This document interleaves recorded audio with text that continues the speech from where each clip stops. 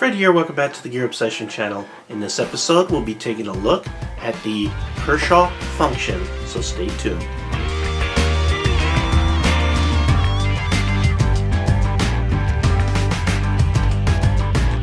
This is one of those unique models where they have different variants, and there are actually 3 different variants. Here you have the outdoor version. They also have a do-it-yourself version, which has a carabiner, which here's the carabiner here, which we'll take a look at, and it has a sort of a screwdriver with a nut and bottle opener. By the way, the outdoor one here has a saw and the carabiner. There's also an EMT version that has a cord cutter, or it could also be a belt cutter, and I think it also has a nut driver on it, and of course it has a carabiner. The EMT version also has a oxide black coated blade, and it's partially serrated, whereas these other versions are just complete plain edge. These knives also come in a variety of colors. This one is the green. You also have the red and the charcoal. Now I'm going to classify this knife as a utility slash EDC slash camping knife. This one I would sort of lean toward camping, because this outdoor version, that's camping, also has the saw. So let's go ahead and take a more detailed look here on the outside. You can see there's like a rubberized insert in the aluminum scales that we have here. One side has no traction whatsoever, the side with a clip, and that pocket clip is a deep carry, and it is fixed in that one position. I mean, you can remove it by taking these 2 screws off, but you can't relocate it. So that clip is strictly tip down, right-handed only. Now on this side, again, you can see the rubberized insert, and you have the screws that assemble it. Here on the back there is a spacer, so dirt can't sort of get trapped in there, along with all the extra tools and stuff that are here. This clip is a little bit tight, but it shouldn't be an issue because it is smooth on this side. So let's open up the first tool here. You have a carabiner, and it sort of has a lock, so to fold it, you push that down right there, and it folds right back up. And it's like bead blasted finish, and it works like a normal carabiner. It is a little bit thin, so it's not for heavy duty. This would be really to support the knife itself. So if you don't want to use the pocket clip, and you're outdoors, you want to clip it to your molly or backpack or whatever type of gear, you can do so if that's more convenient. The other tool that's specific to the outdoor here is right here, the saw.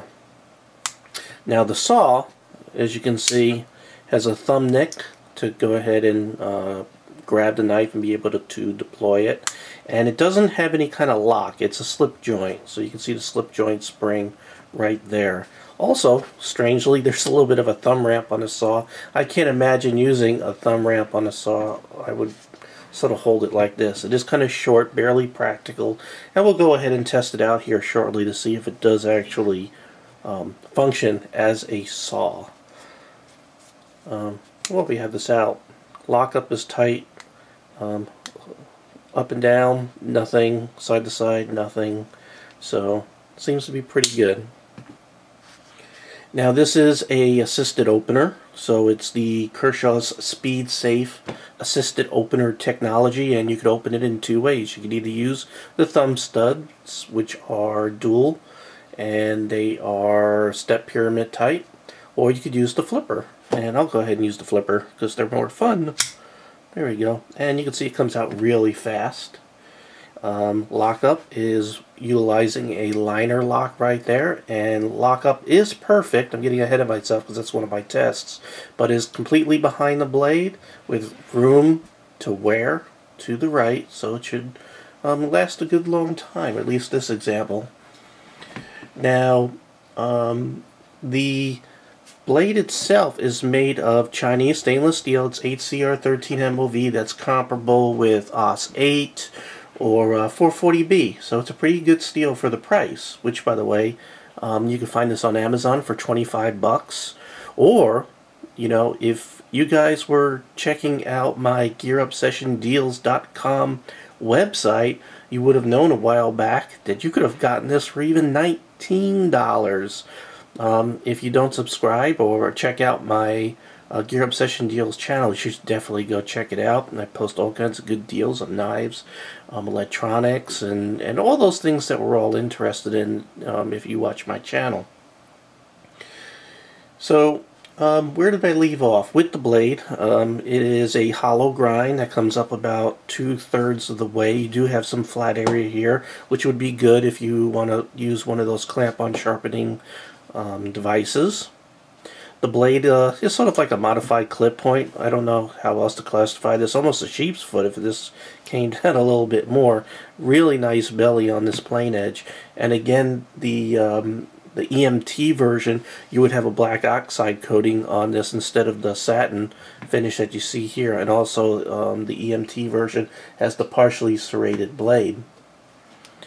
The blade, you know, I didn't even tell you the length of the blade. The blade is 3 inches long.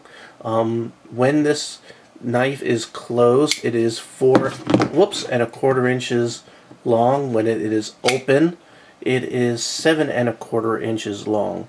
And it weighs 5 ounces, so it's a little bit on the heavy side for an EDC.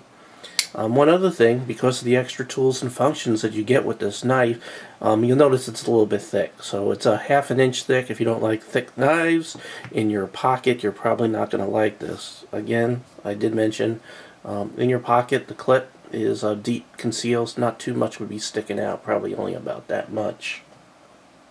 Alright, time to move along to the tests. We'll go ahead and take a look at blade centering. You can see it is exactly in the middle, so well done there. It passes. Let's look at blade retention. Really important with assisted opening. You definitely don't want these things to open up in your pocket. Alright, not coming out.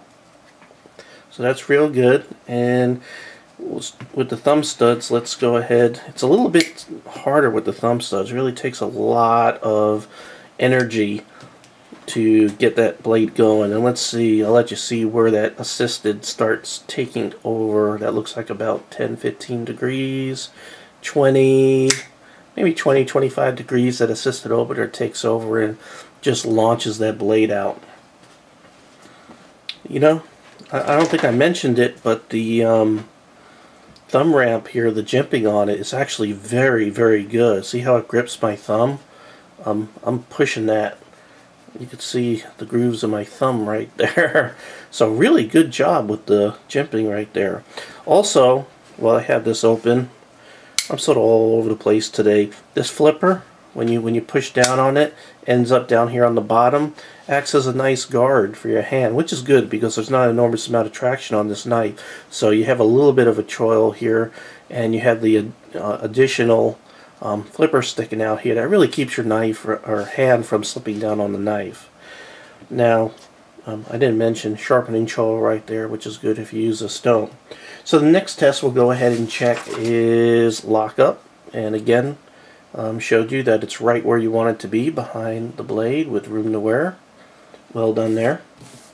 Let's check for sharpness. I have a knife here, and wow, we're push cutting there. So.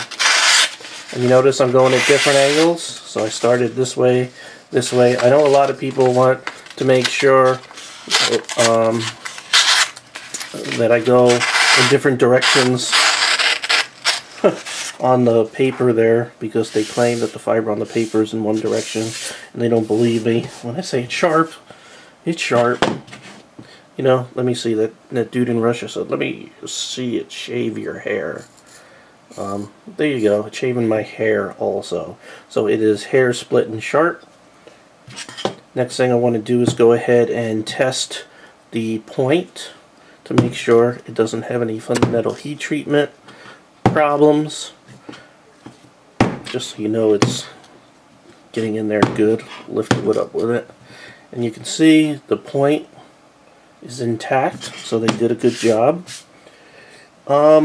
Let's go ahead and test the saw. Where is it? Here we go. Let's see how well this saw works. Now, okay, this thing bites when you're pulling back like most saws. There we go. Okay, you're not going to be sawing too many things with this, but I do notice that, well, I would say probably no more than a 1-inch twig would be practical with this. And I'm not, you know, holding this in an ideal situation here, but actually it does quite well considering the size of the knife or the saw. You can see it has double road teeth right there. I don't know how close I could get there so you can see it. Let me see. There we go. So you can see it. Typical for multi-tools, size and width and type of teeth that you would see in most. Definitely recommend this knife. I mean, for $20 to $25, it is a really good deal. Everything is solid. It comes sharp, great lockup, pass all the tests with flying colors, and it looks pretty good too. And it has that additional function with the sacrifice of adding a little bit of weight and a little bit of thickness, but still rock solid buy. Might have not mentioned, it is made in China, no surprise there, because you're getting something for $20 to $25 with all this features and actually really good build quality. I don't see anything wrong at all with the build quality and workmanship of this knife, so I do highly recommend it. And if you were checking out my GearObsessionDeals.com website a while back, you could have gotten it for 19 bucks. So you need to check that website out. Alright, well, thank you very much for joining me here at the Gear Obsession channel. I really appreciate every friend, viewer, subscriber, and especially you. And I'd also like to wish everybody a very happy holiday. Take care. Bye.